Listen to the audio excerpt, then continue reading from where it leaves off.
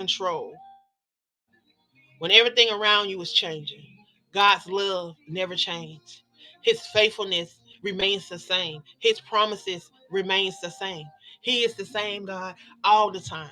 No matter what our situation looks like.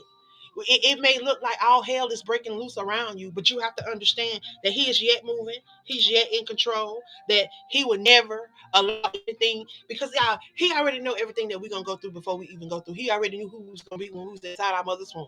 So everything that we are enduring, some of it, y'all, we have brought upon ourselves from the choices that we made, because He give us free will.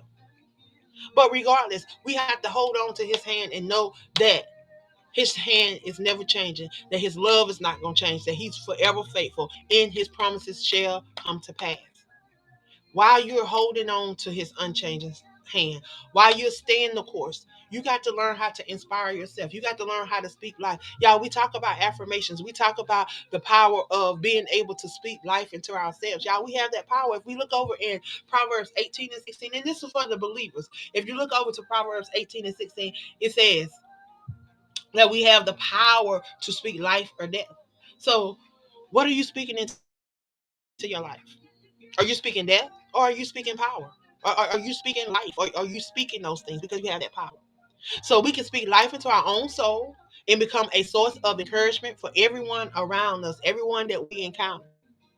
Even when you're going through, y'all, you can learn how to speak into somebody else. Because one thing that Apostle always tell us, she said, that you do want to do for others, God will do for you. So even if you're going through, even if you are having a hard time, you got to learn how to speak life into somebody else. Even if you can't even see your way out of your own situation, you got to be able to inspire somebody else. You got to be able to look past your situation, because there may be somebody out there that's depending on you. So that's when we got to stay the course. We got to hold on to His unchanging hand, and we got to learn to inspire ourselves, because you're not always gonna have cheerleaders. You're not always gonna have people that's gonna be rooting for you. Even those that say they are cheering for you and praying for you, they may not be praying the right thing for you. Instead of PRAY, they may be PREY. So y'all, we got to learn how to do it for ourselves so that we can do it for others. Speak life into your own soul. Speak life into your own soul. The F, faith. Faith, y'all. Faith. This week it is faith. Faith. Walk by faith, not by sight. We got to trust God even when we can't see the outcome. We got to trust God even when we can't hear Him. Because your faith is the fuel for your journey. Your faith is the fuel that ignites that thing inside of you, that ignites that purpose, that keeps you going. So will you trust Him?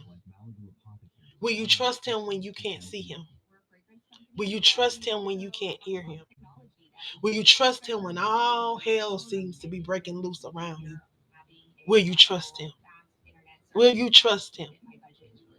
The T is testify. Now that we